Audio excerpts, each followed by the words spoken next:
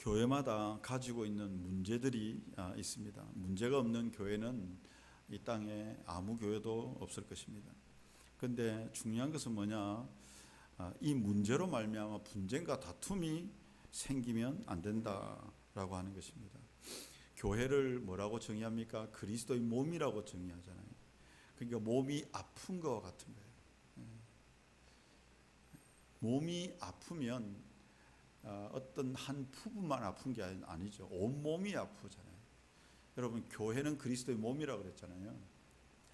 그래서 한 지체 한 지체가 아프면, 그리고 또 관계에서 문제가 생기면 몸살을 합니다. 저는 주변에 교회가 아파서 본인이 아픈 사람들을 많이 봅니다. 여러분, 믿는 사람들은요, 교회가 평안하지 않으면요, 마음이 평안하지가 않아요. 그러니까 교회가 분란이 되고 분쟁이 나타나고 다툼이 있으면요, 너무너무 괴로운 거죠. 제가 이제 이번 주에도 제가 거창에 전도사로 사역을 했던데, 그때 청년이었는데 지금은 권사님이 될 상황에서 이제 전화가 왔는데, 몇 번이나 전화가 왔어요. 그 이제 목사님이 노동청에 뭐 고발이 당할 전 단계라는 거죠. 그 사람이 그 관리 집사님인가 고발을 하게 됐다. 뭐 이렇게. 그러면서 이 친구가 울면서, 목사님 이게 교회일까요? 이런 이야기를 하더라고요. 여러분, 그 한 분뿐이겠습니까? 우리도 겪어봤잖아요. 교회가 지도자의 문제로 또는 서로 간의 문제로 다툼이 있고 막 이럴 때 지옥 같습니다, 진짜. 집안 때문이 아니라, 개인 때문이 아니라 교회 때문에 죽을 지경인 사람들, 그런 사람들이 그렇게 많습니다. 지난주에 양육반 이제 공부를 하는데, 교회에 대해서 이제 공부를 하는 시간이었어요. 그래서 기독교에 대해서 이제 하다 보니까 개신교의 여러 교단과 교파들에 대해서 이제 지지난주구나 설명을 하게 되었어요. 거기에는 이제 우리 양육반들 중에서는 새로운 사람도 제법 있잖아요. 그러니까 또 우리 집사님도 계시고 이랬는데, 뭐라고 질문하냐? 왜 그렇게 많은 교회가, 교단이, 교파가 나눠져야 됩니까? 하나님이 혹시 그렇게 하셨을까요? 이렇게 물어보는 거예요. 하나님이 그렇게 했겠습니까? 그렇지는 않을 것입니다. 자유의지를 가진 사람들이 자기 소견에 옳은 대로, 자기 욕심대로 하다가 이게 계속해서 나누어지는 거죠. 예수님은 가장 큰 기도의 제목이 요한복음 17장에 보면, 아버지와 내가 하나가 된 것 같이 저들도 내 안에서 하나가 되기를 원합니다. 예수님의 유일한 중보기도는 뭐냐면 우리가 하나가 되는 거였어요. 하나가 되는 거. 그게 너무 중요했어요. 그런데 실제로 우리의 삶을 보면 계속 나뉘어집니다. 그런데 초대교회는 안 그랬을까요? 초대교회도 성경에 나오는 거의 대부분의 교회들이 분쟁하고 다투고 그래서 나뉘어졌습니다. 우리가 잘 아는 고린도 교회는 바울파, 아볼로파, 게바파, 예수파 이렇게 나눠가지고 분쟁과 다툼이 있었다고 해요. 갈라디아 교회는 신학적인 문제가 있었습니다. 다른 복음이 들어왔어요. 복음하고 비슷한 복음이 들어와가지고 사람들을 미혹하는 거예요. 논쟁을 하게 되는 거예요. 그것 때문에 교회가 두 갈래로 또 나뉘어지는 겁니다. 빌립보 교회는 유오디오라는 사람과 순두계라고 하는 여성 지도자인 것 같은데, 그 여성 지도자들이 교회를 너무 좌지우지함으로 교회가 또 문제가 어렵게 되어지는 거예요. 우리가 로마서를 보고 있지만 로마서에는 아마도 이 문제 아니겠어요? 유대인으로서 예수님을 믿은 사람과 이방인으로서 예수님 믿은 사람들이 나를 어떻게 지킬 것인가, 음식을 먹어도 되느냐, 절기를 어떻게 지켜야 되는가, 거기에 대해서 서로 업신여기기도 하고 서로 비판하기도 하고 그런 문제들이 생겨지게 되는 거죠. 여러분, 그러면 그분들은 믿음이 없어서일까요? 그들은 다 똑똑하지 않아서 있겠습니까? 그렇지 않을 겁니다. 제 생각에는 현실의 문제에 딱 들어가면요, 여지없이 우리는 그 문제에 부딪힙니다. 주일날 예배를 드리고 말씀의 은혜를 받고 아무리 깨달아도요, 월요일부터, 아니 주일 저녁 집에 가면서부터 현실의 문제에 바로 부딪힙니다. 그러면 이 현실의 문제에서 이 복음이, 이 말씀이 우리의 이 현실의 삶 가운데 어떻게 이기고 역사하느냐, 그게 중요한 것이죠.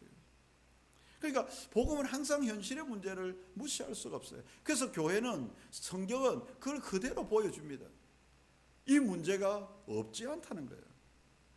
그래서 저는 오늘 로마서 14장 1절 말씀과 15장 1절 말씀이 그렇게 은혜가 되고 공감이 되는 겁니다. 무슨 말이냐면, 저는 모든 인간은 다 연약하다. 교회 안에 있는 믿음이 있는 사람도 연약하고 믿음이 강한 사람도 연약하다. 그렇게 생각합니다. 그래서 오늘 로마서에 보면 강한 자는 믿음이 약한 자를 업신여기지 마라. 믿음이 약한 자는 믿음이 강하다고 생각하는 사람을 대놓고 비난하지 마라. 니 잘났다, 니 잘한다, 이렇게 비난하지 마라. 이렇게 말합니다. 왜 그렇습니까? 14장 3절에 보면 뭐라고 되어 있냐면, 하나님이 그들을 받으셨기 때문이다, 이렇게 말해요. 그러면서 4절에는 남의 하인을 비판하는 너는 누구냐, 이렇게 말하거든요.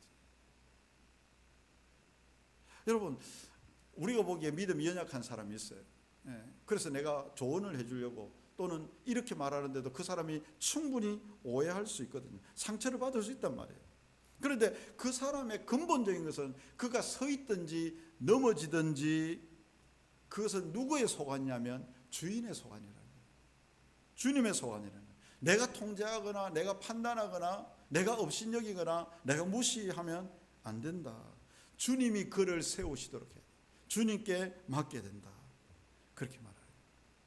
그래서 이제 14장 전반부를 우리 새벽에 다 봤던 내용들이니까 쭉 가다 보면 14장 13절부터는 뭐가 나오냐면, 그러므로 형제 앞에 부딪힐 것이나 거칠 것을 두지 마라, 이렇게 말하거든요. 처음에는 믿음이 연약한 자를 비판하지 마라 이렇게 말하다가 한 걸음 더 나아가서 부딪힐 것을 앞에 두지 마라. 여기서 부딪힐 것은 작은 돌멩이 같은 장애물을 말합니다. 사람은 큰 것에 넘어지지 않는다 그랬잖아요. 큰 거 있으면 돌아가면 돼요. 작은 것에 넘어지거든요. 작은 한마디 말에, 작은 어떤 상황에 넘어지거든요. 근데 우리는 나도 모르게 작은 것들을 막 앞에 놓아두는 거예요. 이 정도는 뭐 별것 아니지, 이렇게 말하는데 그 사람이 어디에 넘어지냐면 그 작은 것에 넘어지는 거예요. 그래서 부딪힐 것이나 거칠 것을 형제 앞에 두지 마라, 그렇게 말하는 겁니다. 15절에 보면 왜 그러냐, 그 사람은 그리스도께서 대신 죽으신 너의 형제다, 이렇게 말하기 때문에 그런 것입니다. 그러면서 형제를 음식 때문에 망하게 하지 마라, 날 때문에 망하게 하지 마라, 율법 때문에 형제를 망하게 하지 마라. 날과 절기와 율법을 완성하려고 그리스도께서 오셨는데, 그리스도께서 십자가에 내주고 대신 살린 이 형제를 네가 다시 율법으로, 날로, 음식으로 다시 정죄해서 다시 죽이는구나, 이렇게 말한다는 거예요. 저는 다시 한 번 더 말씀드립니다. 사람은 다 연약합니다. 믿음이 있어도 연약합니다. 교회 오래 다녀도 연약합니다. 목사도 연약합니다. 장로도 연약합니다. 그래서 내가 판단하고 내가 비난할 것은 아닙니다. 우리 주님의 소원. 여러분, 교회에서 우리 주님의 교회 제 목사가, 정윤수 목사가 자꾸 문제를 일으키면 놔두십시오. 주님이 해결해 주실 것이라. 우선은 그렇게 해야 합니다. 한 사람이 건면하고 두세 사람이 함께 가서 건면하기도 하고 나중에는 교회 이름으로 가서 건면하기도 해야 합니다. 하나님이 주신 여러 가지 방법들이 있습니다. 근데 뒤에서 수근수근하거나 혹시 이런 설교를 하면 또 목사님이 어디 욕을 들었나, 절대 그게 아닙니다. 절대 그게 아닌데, 혹시 그런 일들이 있을 때는 주님께 맡기십시오. 우리가 믿는 분이 주님이잖아요. 그분의 소관 안에 있다라는 것을 우리가 인정하는 것이 믿음이잖아요. 그래서 우리는 믿음이 연약한 자를 어떻게 해주라고 합니까? 계속해서 받으라는 말이 많이 나와요. 예. 약점을 담당해 주라, 비판하지 말고 품어주라, 기다려주라. 예수님은 가늠한 여인도, 현장에서 잡힌 여인도 받아주었어요. 더 놀라운 것은요, 저와 여러분을 받아주었어요. 그러니까 너희도 서로 받아주는 것이 맞지 아니하냐. 로마서의 논리는 그렇습니다. 여러분, 형제가 실족하면요, 연자맷돌을 매달고 네가 빠쳐 죽는 것이 더 낫다. 예수님이 그렇게 과격하게 말한 적이 없는데 형제를 실족할 때는 그렇게 이야기를 하는 거죠. 저는 교회 생활을 오래 했지 않겠습니까? 제가 보기에도, 제 마음에도 교회 성도들을 보면 좀 믿음이 연약한 사람처럼 보이는 분이 있고, 믿음이 좀 강하다고 느끼시는 사람들이 있어요.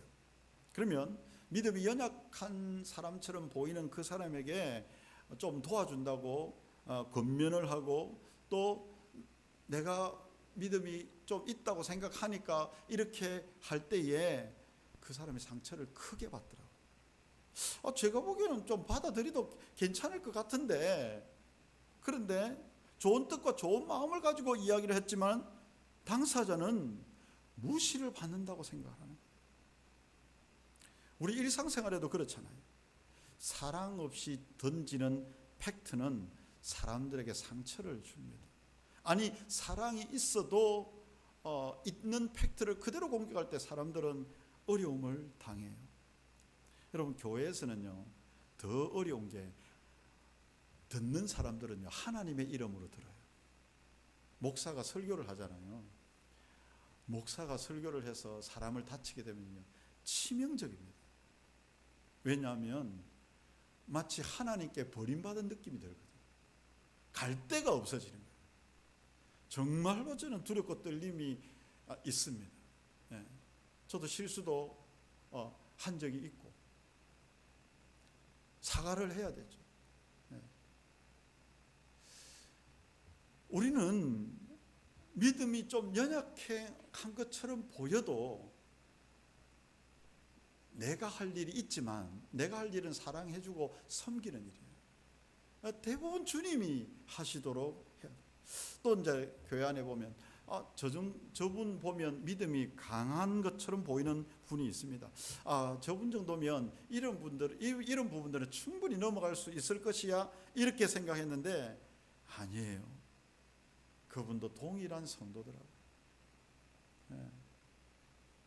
장로님도, 권사님도, 목사도 동일한 연약한 자예요. 오늘 말씀처럼 다 연약한 자. 사람은 다 연약한 자. 그래서 교회로 존재하는 거예요. 서로의 약점을 커버해요. 여러분, 부부가 왜 부부입니까? 서로의 약점을 채워주려고 부부가 너무너무 소중한 거라고 생각해요. 제 모자란 부분, 아내가 많은 부분들을 채워줘요. 시간이 갈수록 이게 너무 고맙다고 생각되는 거예요. 저는 우리 교회도요, 제가 모자란 부분이 목사지만 너무너무 많거든요. 다른 목사님들과 만나서 이렇게 보면 나는 유달리 모자란 게 많아요. 그래서 정말 믿음이 있는 분들이 저와 많이 함께해 주는 것을 느끼게 돼요. 그래서 나도 그 부분들을 좀 채워주고 담당해주는 사람이 되어야 되겠다. 여러분, 좀 믿음이 강한 사람처럼 보이는 자들도요, 정말로 필요한 것은 중보기도고 격려고 위로고 위로해 주는 것입니다. 힘을 주는 겁니다. 그게 정말 필요합니다. 그래야 함께 지어져가는 교회가 되는 겁니다. 그래서 오늘 결론적으로 말씀드리고 싶은 것은 서로의 약점을 담당해 주자. 그리고 서로를 받아주자. 그리고 주님께 맡겨드리자. 그리고 이제 내가 한 것은요, 이제 타자의 입장에서 보는 게 아니라 내가 내 잘못을 볼 때는 어떻게 생각해야 되냐면 내가 그걸 책임져야 됩니다. 로마서 14장 이걸 계속 보면요, 14장 5절에 이런 말씀이 있습니다. 뭐라고? 음식에 대해서 이야기를 하면서 각각 자기 마음으로 확정할지니라, 이렇게 말씀을 해요. 나를 지키는 것, 그리고 음식을 먹느냐 마느냐, 나를 지키냐 마느냐, 이런 절기를 지키냐 마느냐에 대해서는 각각 자기 마음으로 확정하라 그랬어요. 여기서 자기 마음은 성령님이 내 안에 계신 자기 마음이에요.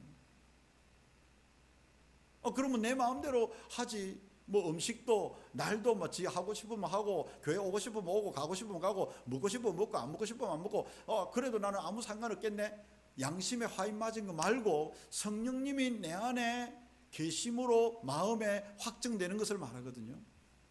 그런데 그 마음에 확정된 것은 마지막 부분에 나중에 보면 10절에는 그런 말이에요. 우리가 다 하나님의 심판대 앞에 설 것이다, 이렇게 말하고, 12절에는 그때 우리 각 사람이 자기 일을 하나님께 직고하리라, 이렇게 말해요. 절기와 날과 음식에 대한 것은 속일 수 없어요. 자기 스스로 확정한 것을, 양심이 내가 속인 것들을 나중에 하나님 앞에, 심판대 앞에 내가 서게 돼요. 믿음이 없는데 믿음이 있는 것처럼 먹을 수 없다, 이 말이에요. 여러분, 이게 훨씬 더 무서운 이야기예요. 그래서 그것은 성령 안에서 우리에게 자유의지를 주셨지만 그것은 나중에 하나님 앞에 직고하게 될 것이다, 그렇게 말씀하는 것입니다. 그래서 오늘 말씀을 통해서 내 자신을 어떻게 해야 되는가, 그리고 다른 사람들을 볼 때에, 믿음이 약한 자를 볼 때에, 믿음이 강한 자를 볼 때에 우리는 어떻게 해야 되는가, 이 말씀을 나누었습니다. 좀 더 많은 우리 지체들이 이런 말씀을 나누어서 성경의 원리대로 교회가 온전하게 이루어지면 좋겠다, 이런 마음들이 있습니다. 여러분, 저와 여러분들 한 사람으로부터 이러한 말씀대로의 삶을 교회 안에서 살아가게 되기를 축복합니다.